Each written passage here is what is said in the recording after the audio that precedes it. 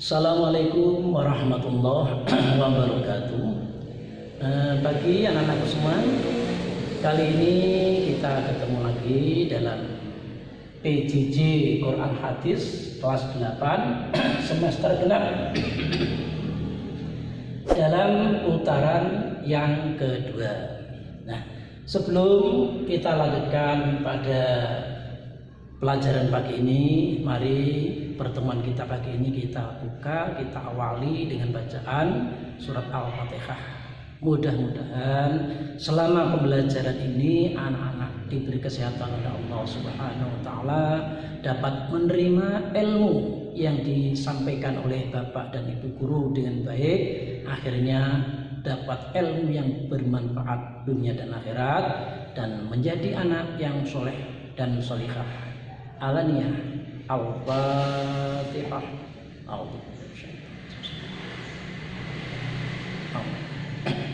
Iya.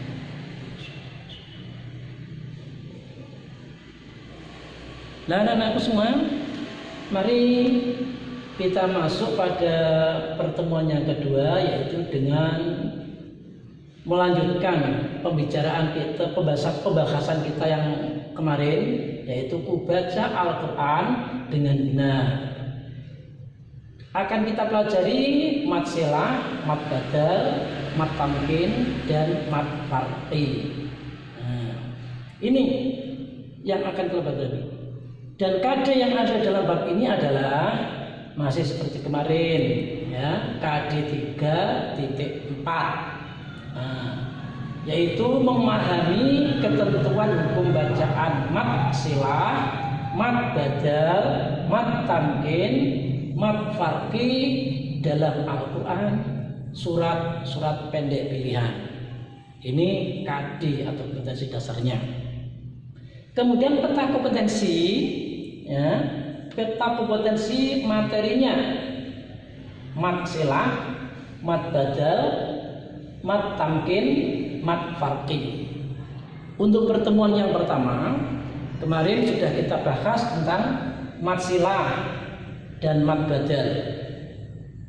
Nah, kali ini kita akan membahas tentang materi mat tamkin dan mat farqi. Jadi ada dua mat yang akan kita bahas pada pagi ini. Nah, kita masuk pada bagian yang ketiga dari mat tadi, yaitu mat tamkin.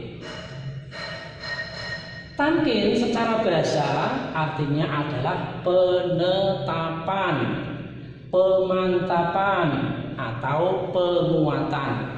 Ini ya, tamkin ditinjau dari segi bahasa, artinya penetapan bisa, pemantapan boleh, atau penguatan. Sedangkan kalau ditinjau dari segi istilah, menurut istilah mat tamkin adalah apabila ada dua ya dalam satu kalimat, ya pertama bertasdid dan berharokat kasroh, ya kedua sukun. Nah, ini ya pertama bertasdid dan berharokat kasroh, dan ya kedua berharokat sukun. Ini ya, tapi ada syaratnya, ya. Dari kedua ya ini, ya, ada syaratnya, dengan syarat ya kedua tidak bertemu dengan huruf hidup yang dimatikan. Ya, jadi ya yang kedua itu betul-betul tidak bertemu dengan huruf hidup yang dimatikan. Kalau bertemu dengan huruf hidup yang dimatikan, tidak jadi mat tamkin. Ini untuk syaratnya. Nah, cara membacanya sekarang, ya, cara membacanya dengan memantapkan bunyi ya, ya-nya dibaca yang mantap, ya, yang bertasdid dengan ditekan dan ditahan dua harokat. Jadi ditekan sedikit, ya, kira-kira dua harokat. Contoh, wa yaqtulunan nabiyyi bi ghairil haqq. Nah, ini ya yang bertasdid ini ditekan, ya, membacanya ditekan sedikit, ditahan kira-kira 2 harokat. Wa yaqtulunan nabiyyina bi ghairil haqq. Nah, ini cara membacanya. Contoh lagi, ba'asallahu nabiyyina mubasysyirina wa mundzirin. Nah, ya yang bertasdid ini ya ditekan, membacanya ditahan sekitar 2 harokat. Contoh yang ketiga, takhidul malaikata wan nabiyyina arbaba. Nah, ini ya yang bertasdid dan berkasroh, ini ditekan membacanya, ditahan sekitar kira-kira 2 harokat. Ini cara membaca mad tamkin. Nah, selanjutnya kita bahas yang keempat, yaitu mad farqi. Ya, ini mad farqi yaitu ditinjau dari segi bahasa artinya pembeda. Nah, farqi artinya pembeda. Menurut istilah, mad farqi adalah bacaan yang berfungsi untuk membedakan kalimat istifham atau pertanyaan dan khobar atau keterangan. Nah, ini kalau menurut istilah, ya, mad farqi ini adalah bacaan yang berfungsi untuk membedakan supaya bisa berbeda bacaannya antara ya kalimat istifham dan kalimat khobar.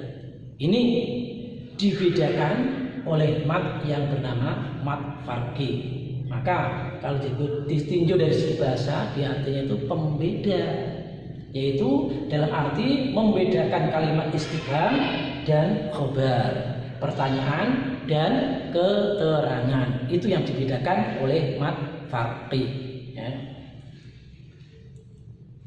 Kemudian bagaimana terjadinya mad farqi? Nah, terjadinya mad farqi itu terjadi pada ada tasdid tambah mad badal. Ada mad badal bertemu dengan tasdid. Ada tasdid, ada mad badal, ada mad badal. Ini akan terjadi yang namanya mad farqi. Nah, di mana mad farqi terdapat di Al-Quran? Ini kalau kita cari di Al-Quran ini terdapat mad farqi hanya dalam 3 tempat, yaitu yang pertama dalam surat Al-An'am ayat 143 144. Nah, contohnya ini, Qul a'adzakaraini harrama amil unsayain. Di mad farqinya ada dia bertemu dengan alif. Ya, ini jadi di sini dia itu membedakan mana yang hamzah istifham dan khobar. Qul a'adzakaraini harrama amil unsayain. Nah, ini bacaannya dinamakan mad farqi. Ini contoh yang kedua dalam surat Yunus ayat 59. Qul Allahu adzina lakum am 'alallahi taftarun. Nah, ini ada dia bertemu dengan alif, ya. Dia itu membedakan antara kalimat istifham dan kalimat khobar. Kemudian yang ketiga di dalam Al-Quran surat An-Naml ayat 59, yaitu Allahu khairun amma yusyrikun. Nah, ini jadi contoh-contoh mad farqi ini kalau kita lihat fungsinya adalah membedakan antara istifham dengan khobar, antara pertanyaan dengan keterangan. Nah, Nah, itu adalah fungsi dari mat farqi. Sekarang rangkuman. Setelah kita pelajari dari pertemuan pertama dan pertemuan ketiga, ini ada kesimpulan atau rangkuman. Satu, dari segi bahasa, mat artinya panjang, sedangkan silah artinya hubungan.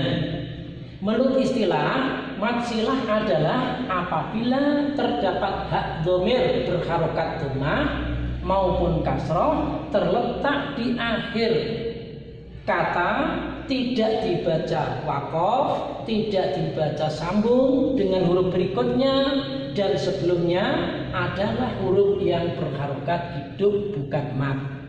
Ini mat silah. Nah, jadi kemarin sudah kita bahas, ini kita ulangi lagi, yaitu ringkasannya mat silah.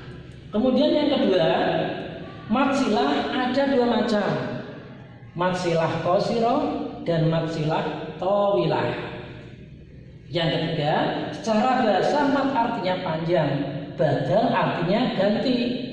Menurut istilah, mat badal adalah apabila ada huruf mat, alif, wawu atau ya dan hamzah terkumpul dalam satu kalimat, sedangkan huruf hamzah mendahului huruf mat. Ini dinamakan mat badal. Nah, menurut istilah. Yang keempat, menurut istilah, mat tamkin adalah apabila ada dua ya dalam satu kalimat, yang pertama bertasdid dan didahului huruf yang berharokat kasroh, yang kedua bersukun. Ini dinamakan mat tamkin. Yang kelima, farqi secara bahasa artinya pembeda. Menurut istilah, mat farqi adalah bacaan yang berfungsi untuk membedakan kalimat istifham atau pertanyaan dan khobar atau keterangan. Nah, cara membaca mat farqi dibaca 3 alif atau 6 harokat. Ini cara membacanya, 3 alif atau 6 harokat. Nah, ini untuk membaca mat farqi. Nah, anak semua, itu tadi sekilas pembahasan kita tentang mat, yaitu mat silah, mat badal, mat tamkin, dan mat farqi. Sekarang kita masuk pada tugas yang wajib dikerjakan dan dikirim. Ya, ingat, dikerjakan, dikirim tugas ini. Ya, yang pertama, jawab pertanyaan ini. Tamkin secara bahasa artinya adalah A. Panjang, B. Pendek, C. Pemantapan, D. Pengurangan. Ini yang pertama. Yang kedua, syarat mat tamkin adalah A. Keduanya berupa huruf mat, B. Tidak bertemu dengan huruf hidup yang dimatikan, C. Tidak bersukun keduanya, D. Harus berdampingan keduanya. Nah, ini pertanyaan kedua. Yang ketiga, arti farqi adalah A. Panjang, B. Persamaan, C. Pembeda, D. Pembaca. Ini pertanyaan yang ketiga. Yang keempat, fungsi mat farqi adalah membedakan A. Panjang dan pendek, B. Kalimat yang dibaca, C. Tamkin dan badal, D. Kalimat istifham dan khobar. Yang kelima, panjang bacaan mat farqi adalah A. 3 alif, B. 2 harokat, C. 1 alif, D. 4 harokat. Nah, 5 pertanyaan ini supaya dijawab dengan baik dan jawabannya dikirim ke Google Form. Nah, sampai di sini jumpa kita dan pertemuan kita akan bertemu pada pertemuan ketiga berikutnya. Nah, untuk itu mari pertemuan kali ini kita tutup dengan bacaan Alhamdulillah bersama-sama, mudah-mudahan apa yang kita pelajari dapat ilmu yang bermanfaat. Alhamdulillahirabbil alamin. Akhirnya, assalamualaikum warahmatullahi wabarakatuh.